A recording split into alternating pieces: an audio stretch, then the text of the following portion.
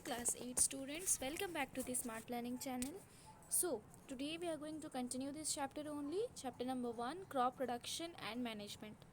So we have completed the the two practices that is means needed for growing a crop, and that is preparation of soil and sowing. How to prepare the soil and how to sow the seeds. Now we are going to see after sowing what you have to do. So after sowing we have to add some nutrients to the soil so that nutrients can be absorbed by plants and the plants will be growing in a healthy, the plant's growth will be healthy. So what are the nutrients that we are going to add in that field? So that nutrient is known as manure and fertilizers. Today's topic is this only, adding manure and fertilizers. So here is the definition of manure and fertilizers: the substance which are add to the soil in the form of nutrients के form में डाला जाता है soil में for the healthy growth of plants are called manure and fertilizers. हम लोग means farmers manure और fertilisers को क्यों फील्ड में डालते हैं, क्यों सॉइल में डालते हैं? So that they can get the healthy plants. So the substance which are added in the form of nutrient in the soil for the healthy growth of plants are known as manure and fertilizers. I hope that I'm clear with this much. I saw now Bhojo is saying something, that I saw a healthy crop growing in a farm. In the neighboring farm the plants were weak. Why do some plants grow better than others? तो यहाँ पर बोला गया है कि यहाँ पर दो फील्ड है, ये और एक ये. तो भोजो बोल रहा है कि ये फील्ड में कितने अच्छे प्लांट्स ग्रो कर रहे हैं बट ये फील्ड में प्लांट्स सब वीक है. तो ऐसा क्यों है कि यहाँ पर अच्छे ग्रो कर रहे हैं, यहाँ पर अच्छा ग्रो नहीं कर रहे? सो इसका आंसर आपको नेक्स्ट पैराग्राफ में मिलेगा. Soil supplies mineral nutrients to the crop plants. तो सॉयल क्या करता है कि न्यूट्रिएंट्स प्रोवाइड करता है, मिनरल्स प्रोवाइड करता है प्लांट्स को, and these nutrients are essential for the growth of plants. Plants के ग्रोथ के लिए तो न्यूट्रिएंट्स तो उनको चाहिए ना, न्यूट्रिएंट्स के बिना वो लोग ग्रो कैसे करेंगे? सो nutrients are very essential for the growth of plants. In certain areas farmers grow crop after crop in the same field. The field is never left uncultivated or fallow. So imagine what happens to the nutrients. तो यहाँ पर बोला गया है कि farmers जो है, एक फार्मर्स का आप एग्जांपल ले लीजिए. तो वो क्या कर रहा है कि एक क्रॉप पहले वो ग्रो किया, मान लीजिए वीट का, फिर उसके नेक्स्ट ही कोई और एक क्रॉप ग्रो करने लगा, लगातार वो क्रॉप ग्रो करने लगा. तो इससे क्या होगी, जो फील्ड है वो कभी भी अनकल्टिवेटेड नहीं रहा. तो इससे क्या होगा, न्यूट्रिएंट्स जो कि सॉइल में न्यूट्रिएंट्स प्रेजेंट है उसका क्या होगा?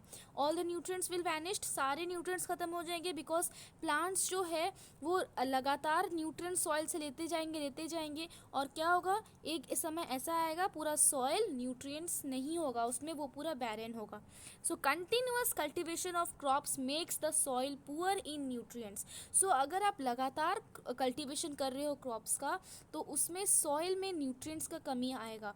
ठीक है, therefore farmers have to add manure to the fields to replenish the soil with nutrients. तो फिर इसमें क्या किया जाए? उनको तो क्रॉप ग्रो करना है उनके लाइवलीहुड के लिए, तो फिर वो क्या करेंगे? उनको क्या करना होगा कि वो फील्ड में कुछ मैन्यूअर्स डालना होगा. मैन्यूअर दैट मीन्स खाद. तो उनको कुछ खाद डालना पड़ेगा फील्ड में ताकि न्यूट्रिएंट्स फिर से रिप्लेनिश हो जाए, जो न्यूट्रिएंट्स ख़त्म हो गए थे वो फिर से रिप्लेनिश हो जाए और वहाँ पर प्लांट्स ग्रो कर सके. तो they have to add manure to the field, and वो जो टोटल होल प्रोसेस है adding manure to the field to replenish the soil, that process is known as manuring. Very important line, please underline this. By means to add manure to the fields to replenish the soil with nutrients, this process is called manuring. Okay, improper और insufficient manuring result in weak plants. अगर आप sufficient manure नहीं दे रहे हो और proper way में अगर आप manure नहीं दे रहे हो ना तो आपका plants weak होगा. तो यहाँ पर आपको भूजो का क्वेश्चन का आंसर आपको मिल गया है, because see उसने देखा कि एक फील्ड में अच्छा क्रॉप ग्रो कर रहा है और एक फील्ड में अच्छा क्रॉप नहीं ग्रो कर रहा है। क्यों? बिकॉज हो सकता है ये फील्ड में फार्मर्स जो होए वो मीन्स न्यूट्रिएंट्स नहीं दिए होंगे, मीन्स मैनवर नहीं दिए होंगे सॉइल को, इसीलिए प्लांट्स वीक है। बट यहाँ पर क्या है, सफिशेंट अमाउंट का और प्रॉपर वे में मैनवर दिया गया है, इसीलिए ये एकदम इसमें हेल्दी प्लांट्स ग्रो किए गए हैं। अभी आपको भूजो का आंसर मिल गया। Now next paragraph, manure is an organic substance obtained from the decomposition of plant or animal waste। तो अभी आपका क्वेश्चन है कि मैनवर खाद हम लोग को मिलेगा कैसे? वो मिलता है decomposition of plants and animal waste. जो वेस्ट एनिमल मीन्स प्लांट और एनिमल का जितना भी वेस्ट है उसको डिकम्पोज करने के बाद एक ऑर्गेनिक सब्सटेंस प्रोड्यूस होता है and that substance is known as manure. अब आप बोलोगे ये प्लांट्स और एनिमल वेस्ट को डिकम्पोज कौन करेगा?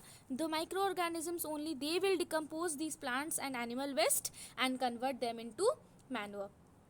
Okay, farmers dump plant and animal waste in pits at open places and allow it to decompose. तो वो क्या करते हैं कि क्रॉप ग्रो कर लिए, अब वो फील्ड खाली होगा, वो फील्ड में वो क्या कर लेते हैं कि प्लांट्स के जितने वेस्ट है, एनिमल के जितने वेस्ट है, वहाँ पर वो मीन्स बिछा देते ताकि उसको और थोड़ा सा टाइम देते ताकि वो डिकम्पोज हो जाए, वो सॉइल से एकदम मिल जाए। ठीक है, और डिकम्पोज होने से क्या होगा कि डिकम्पोज होने से सॉइल को फिर से न्यूट्रिएंट मिलेगा। The decomposition is caused by some micro organism. आपको स्टार्टिंग से ही बता रहे कि प्लांट्स और एनिमल वेस्ट को कौन डिकम्पोज करेगा, कौन उसको सिंपलर फॉर्म में कन्वर्ट करके सॉइल में मिक्स करेगा? The micro organisms only. The decompose matter is used as organic manure, और वही डिकम्पोज मैटर को ऑर्गेनिक मैन्योर के हिसाब से यूज किया जाता है। Okay,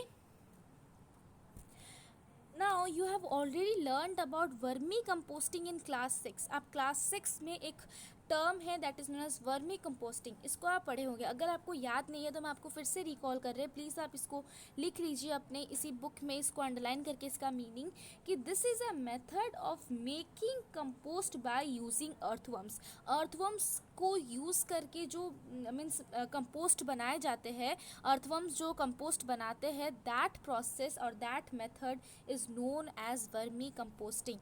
I hope that I am clear with this. I am repeating the definition. This is a method of making compost by using earthworms. Clear?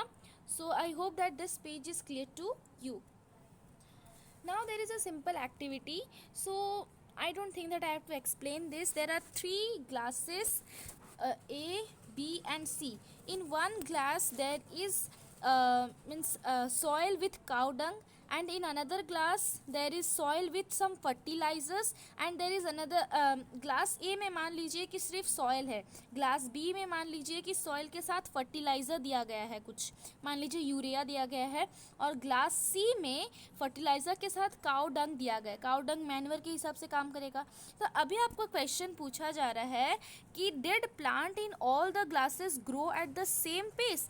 क्या ये जो 3 ग्लास में जो प्लांट ग्रो करेंगे क्या वो सेम मीन्स अच्छी तरह से ग्रो करेंगे? कौन सा सबसे ज़्यादा अच्छी तरह से ग्रो करेगा? Which glass showed better growth of plant, in which glass was the growth fastest. तो कौन सा ग्लास में सबसे फास्टेस्ट ग्रोथ होगा प्लांट्स का? What will be the answer? Glass A, glass B और ग्लास सी। ग्लास ए में सिर्फ मिट्टी है, ग्लास बी में मिट्टी के साथ फर्टिलाइज़र दिया गया है, और ग्लास सी में मिट्टी के साथ मैन्योर दिया गया है।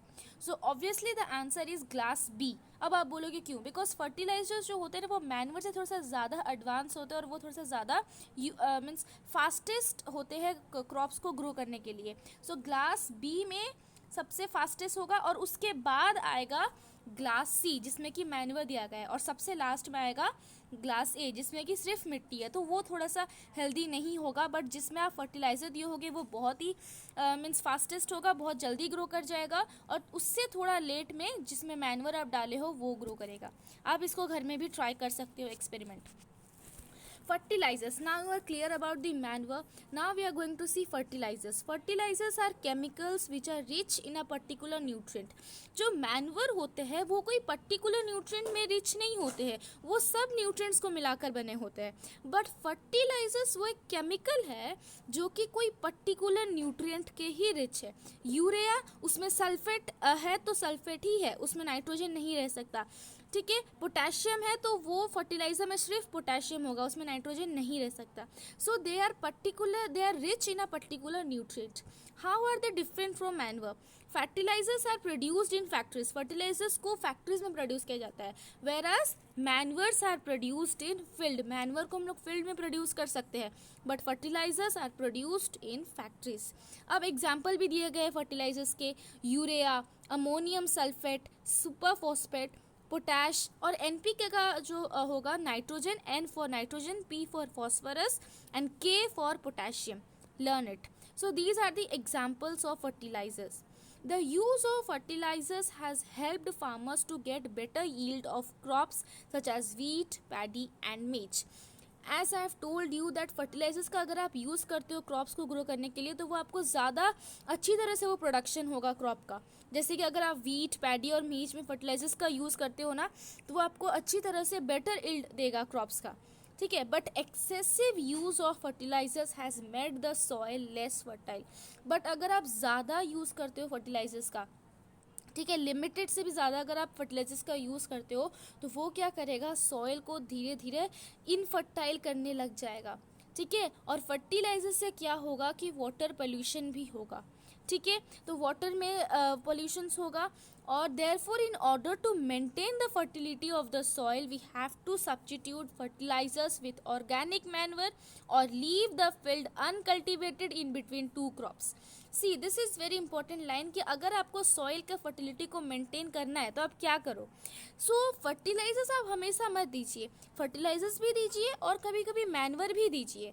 नहीं तो और एक तरीका ये है कि एक क्रॉप ग्रो करने के बाद आप उसको कुछ समय के लिए वैसे ही रहने दीजिए. मीन्स और उसमें क्रॉप ग्रो मत कीजिए. फिर कुछ टाइम के बाद आप क्रॉप्स ग्रो करें. इससे क्या होगा कि वो सॉइल को थोड़ा सा टाइम मिलेगा अपना न्यूट्रिएंट्स को रिप्लेनिश करने के लिए. ठीक है. The use of manure improve soil texture as well as its water retaining capacity. So manure क्या करता है कि सॉइल का टेक्सचर को इम्प्रूव करता है और इसका वाटर रिटेनिंग कैपेसिटी भी ज़्यादा है. It replenish the soil with nutrients. और मैन्योर क्या करेगा, सॉइल में न्यूट्रिएंट्स को फिर से रिप्लेनिश करेगा. ठीक है. ना अभी हमने देखा कि सॉइल में अगर हम लोग मैन्योर डालते हैं, फर्टिलाइजर्स डालते हैं, तो ये क्या करेगा, न्यूट्रिएंट्स को रिप्लेनिश करेगा. अब और एक भी मेथड है जिससे कि सॉइल में फिर सॉइल को रिप्लेनिश किया जाता है न्यूट्रिएंट्स से, और वो मेथड क्या है, क्रॉप रोटेशन. क्रॉप रोटेशन क्या है कि this can be done by growing different crops alternately. Means alternatively अगर आप क्रॉप्स को ग्रो करते हो तो इससे क्या होगा कि न्यूट्रिएंट्स ज़्यादा जल्दी ख़त्म नहीं होंगे. Earlier, farmers in northern India used to grow legumes as fodder in one season and wheat in the next season. This helped in the replenishment of the soil with nitrogen. Farmers are being encouraged to adopt these practices. So, what do you mean by crop production? तो मान लीजिए अभी आप wheat का crop grow किए हो, तो wheat का क्रॉप ग्रो करने से जो वीट को जो न्यूट्रिएंट्स चाहिए वो सॉइल से ले लिया. अभी अगर आप फिर से वीट का क्रॉप ग्रो करोगे तो वो भी न्यूट्रिएंट्स लेगा. ऐसे ऐसे करके सॉइल में न्यूट्रिएंट्स ख़त्म हो जाएगा. बट अगर आप वीट का क्रॉप ग्रो करने के बाद अगर कोई लेग्यूम्स प्लांट ग्रो करते हो, लेग्यूम्स दैट मीन्स पी, ग्राम का अगर कुछ आप प्लांट्स ग्रो करते हो, तो उससे क्या होगा कि वीट जो न्यूट्रिएंट लिया वो लेग्यूम्स प्लांट नहीं लेगा. लेग्यूम्स प्लांट को कुछ और न्यूट्रिएंट चाहिए. तो जब तक लेग्यूम्स प्लांट ग्रो कर रहा है तब वीट का जो न्यूट्रिएंट खत्म हो गया था वो सॉइल में रिप्लेनिश हो जाएगा. और इसी प्रोसेस को बोला जाता है crop rotation. Means growing the crops in alternative method. ठीक है. और फार्मर्स को भी एनकरेज किया जाता है कि आप इस प्रैक्टिस को अडॉप्ट करो. In the previous classes, you have learnt about rhizobium bacteria. These are present in the nodules of the roots of leguminous plants. They fix atmospheric nitrogen. तो आप 7th क्लास में आप पढ़े थे राइजोबियम बैक्टीरिया के बारे में. वो क्या करता है कि वो प्लांट्स को नाइट्रोजन प्रोवाइड करता है. कैसे नाइट्रोजन प्रोवाइड करेगा कि जो एटमॉस्फेयर में जो नाइट्रोजन है वो उसको कन्वर्ट कर लेता है. प्लांट्स जिस तरह के नाइट्रोजन को यूज़ करेंगे वैसा उसमें स्पेसिफिक है कि राइजोबियम बैक्टीरिया उसको कन्वर्ट कर लेता है वो नाइट्रोजन को, और वो नाइट्रोजन वो प्लांट्स को प्रोवाइड करता है और प्लांट्स उसको यूज़ करके वो ग्रो करते हैं. और राइजोबियम बैक्टीरिया रहता कहाँ पर है, roots, nodules of leguminous plants. Leguminous plants का जो रूट्स है उसमें जो नोड्यूल्स है उसमें रहते हैं राइजोबियम बैक्टीरिया. तो वो कुछ वो कुछ अपने लिए भी खाना ले रहे हैं उस प्लांट से, प्लस वो नाइट्रोजन भी दे रहे हैं प्लांट्स को. ठीक है. I hope that I'm clear with this page. If you have any doubt, then please mention it in comment section. Now, there is a difference between fertiliser and manoeuvre. अभी हमने देख लिया कि फर्टिलाइज़र क्या है, मैनवर क्या है. अब डिफरेंस भी आ सकते हैं एग्जाम में कि differentiate between fertiliser and manoeuvre. So fertiliser, you all know that fertiliser is a man made inorganic salt, but manoeuvre जो है वो नेचुरल सब्सटेंस होता है, वो नेचुरली बनता है. किससे? Obtained by the decomposition of cattle, Dang and plant residues.